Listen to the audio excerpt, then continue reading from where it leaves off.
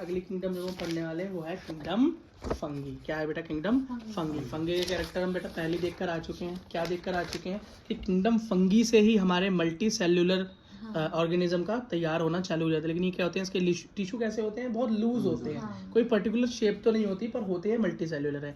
Eukaryote तो मैं बताया, प्रोकैरियोट सिर्फ मोरेना है, बाकी सारे यूकैरियोट। ये भी यूकैरियोट हुआ। यूकैरियोट हुआ तो उसके न्यूक्लियस पे क्या होगी? मेम्ब्रेन होगी, प्रोटेक्शन होगी।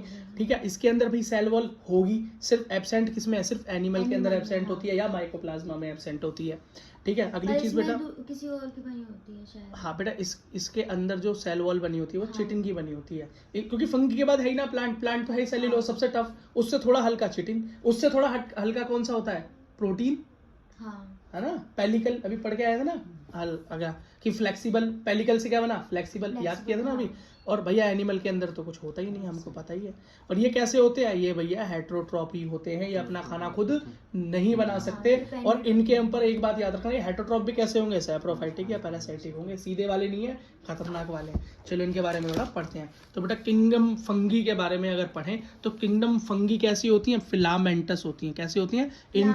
इनकी जो बेटा स्ट्रक्चर होंगे वो फिलामेंट की तरह होंगे, लंबे लंबे कई सारे धागे मिलकर एक फिलामेंट की तरह ये बन जाएंगे। अगर हम ब्रेड के अंदर लगी हुई फूई को माइक्रोस्कोप में देखें तो वो निकले हुई लंबी लंबी फूई लंबे लंबे धागों की तरह नजर आएगी। बस बेटा मेरे पास बोर्ड नहीं है, नहीं तो मैं तुमको यूट्यूब पे दिखा देता या गूगल पे फोटो दिखा देता, नहीं तो तुम खुद जाके ब्रेड मोल्ड का फोटो देख लेना। ठीक है, अगला देखो। अब ये फिलामेंट जो होता है, इसको अगर हम छोटे छोटे भागों में बांटें तो ये क्या छोटे छोटे थ्रेड धागों की तरह ही तो होते हैं। उन धागों को बोलते हैं हाइफी। क्या बोलते हैं? हाइफी। वो छोटे छोटे धागे मिलके बड़ा फिलामेंट बना देते हैं, उसे फिलामेंटस बोलते हैं। तो फिलामेंट, और बस एक ही चीज ऐसी है जो कि इस फिलामेंट से नहीं बनी हुई, जो इस कंडीशन में नहीं, बाकी सब फंगी ऐसी हैं, लेकिन एक फंगी ऐसी है जिन्होंने इससे भी बगावत कर रखी है। वो कौन है? ईस्ट। कौन? ईस्ट। ईस्ट क्या बोलता है? मैं तुम्हारी तरह नहीं हूं, मैं क्या हूं? अलग हूं। लेकिन फिर भी वो क्या है? एक फंगी है। ईस्ट क्या है? एक फंगस है, लेकिन कैसा है? इनसे अलग है। ईस्ट हमारे बहुत सारे काम भी आता है, आगे देखेंगे। ठीक है, और बेटा बहुत सारे जब हाइफी आपस में मिलते हैं तो फिलामेंट बनता है। और बेटा बहुत सारे हाइफी अगर एक साथ हों तो उसको हम माइसीलियम भी कह देते हैं। क्या? माइसीलियम। नेटवर्क, जो इनका बहुत नेटवर्क बन जाए, जाल बन जाए ना बहुत सारे हाइफी का, तो उसको माइसीलियम कहते हैं। और माइसीलियम से फिलामेंट बन जाते हैं। अगला देखो भैया, माइसीलियम भी दो तरह का होता है बेटा। थोड़ा इसमें यार ब्लू पेन से ब्लू हो गया, थोड़ा और नीचे करके दिखाओ, बच्चों को थोड़ी दिक्कत ना हो। बेटा थोड़ा फोकस करके पढ़ना है यहाँ पे, है ना। ब्लू हो गया ना पेज, ब्लू रंग से ही मैप हो गया। तो जो माइसीलियम है ना, इस माइसीलियम के स्ट्रक्चर दो तरह के होते हैं। पहला, एक तो उसके अंदर कोई सेपरेशन नहीं होगा, न्यूक्लियस ऐसे ही पड़े हुए हैं इधर उधर, कोई सेपरेशन नहीं। और दूसरा क्या है? दूसरे के अंदर बेटा सेपरेशन और न्यूक्लियस भी अलग अलग है। जिसमें बेटा सेपरेशन नहीं होता है उसको बोलते हैं सीनोसाइटिक या एसेप्टेट। क्या? एसेप्टेट। एसेप्टेट का मतलब जिसमें सेपरेशन नहीं हो। और सेप्टेट, अगला क्या होगा? सेप्टेट, इसका मतलब सेपरेशन है या ब्रांच्ड बोल देते हैं, अलग अलग ब्रांच बनी हुई है। सेप्टेट या ब्रांच्ड, और दूसरा क्या है? एसेप्टेट या सीनोसाइटिक। कोई भी एक चीज याद कर लेना, कोई दिक्कत नहीं है। ठीक है, सेप्टेट और एसेप्टेट याद कर लोगे तभी भी काम चल जाएगा। बेटा कुछ टर्म याद कर लो, जैसे प्लाज्मोगैमी। प्लाज्मोगैमी का मतलब क्या होता है? जब बेटा दो सेल आपस में मिल जाएं। क्या? दो सेल आपस में मिल जाए, उनका प्रोटोप्लाज्म मतलब जो उनके अंदर द्रव होता है, कोशिका द्रव, वो आपस में मिल जाए। क्या? मिल जाए। कैरियोगैमी। क्या? कैरियो का मतलब क्या होता है? कैरियो का मतलब होता है न्यूक्लियस, गैमी का मतलब मिल जाना। फिजन।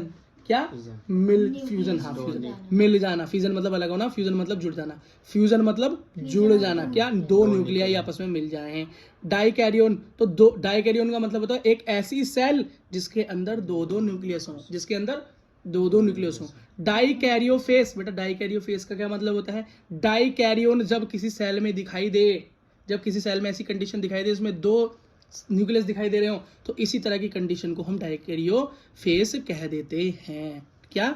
हाँ। अब ये हमें दिखाई कहाँ दे सकता है? तो बेटा फंगस के अंदर में एस्कोमाइसिटीज और बेसिडियोमाइसिटीज के अंदर एक कंडीशन दिखाई देती है जिसके अंदर हम एक सेल के अंदर दो न्यूक्लियस देख सकते हैं। इसे क्या बोलते हैं? Dikaryon condition. क्या बोलते हैं? डाइकैरियोन कंडीशन या डाइकैरियोफेस। किसमें? एस्कोमाइसिटीज नहीं बेटा, वो ये तब कर रहा होता है जब वो सेल डिवाइड कर रही होती है, वो डिवीजन की रहा।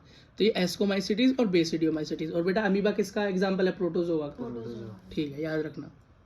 अगला बेटा फंगी 4 भागों में बटी हुई है। क्या? फाइकोमाइसिटीज, एस्कोमाइसिटीज, बेसिडियोमाइसिटीज और ड्यूटेरोमाइसिटीज। क्या?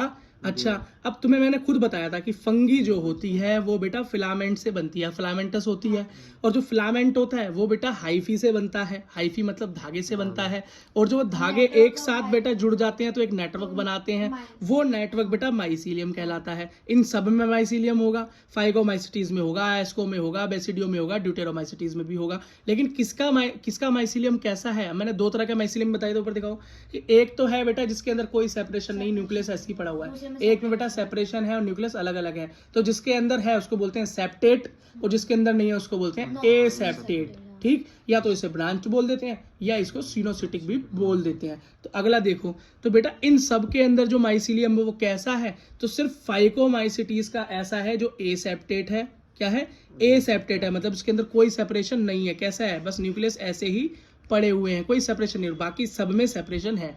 याद करने का तरीका समझ में आ गया? सिर्फ फाइकोमाइसिटीज का ही क्या है? बेकार वाला है। बेकार वाला कौन सा? जिसके अंदर कोई भी सेपरेशन नहीं, बाकी सब में तीनों में सेपरेशन है। तो एक याद कर लेना, बाकी का याद रखना कि सब में होता है, फाइकोमाइसिटीज में नहीं होता है। समझ में आ गया? ठीक है बेटा, अब सबसे पहले फाइकोमाइसिटीज के बारे में पढ़ लेते हैं। फाइकोमाइसिटीज क्या है भैया? फाइकोमाइसिटीज एक ऐसी फंगस है जो तुम्हें हमेशा कहाँ मिलेगी? ये तुम्हें मिलेगी बेटा डिकेइंग वुड के अंदर, मतलब सली गली लकड़ियों के अंदर तुम्हें ये उगता हुआ मिल जाएगा। जहाँ पर पानी वानी पड़ा रहता हो, बेकार मारा हुआ पेड़ हो, लकड़ी पड़ी हो, फूफूंदी लग जाती है, वही ये चीज है। ठीक है, ये क्या है? डैम्प प्लेस पे मिलता है। डैम्प प्लेस भी कैसी जगह होगी? जहाँ पे धूप वूप ना आती हो, पानी वानी पड़ा रहता हो, उमस उमस रहती हो। ठीक है, और ये इनकी कंडीशन के होते कैसे हैं भाई? पैरासाइट ही होंगे, हमें खुद पता है। इधर देखो, फंगी के अंदर मैंने क्या पढ़ा था? फंगी भैया हेटरोट्रॉप होती है, और हेटरोट्रॉप भी कैसे होगी? तो सैप्रोफाइट या पैरासाइट। होलोजोइक वाला काम नहीं है यहाँ पे। इधर देखो तो कैसी है? ये पैरासाइट है, किसी के ऊपर जीती है, उससे न्यूट्रिशन लेती है, धीरे धीरे अपने होस्ट को दिक्कत देती है। तो बेटा इसका हमको एग्जाम्पल याद करना है, तो उसका सबसे इंपॉर्टेंट एग्जाम्पल है म्यूकर।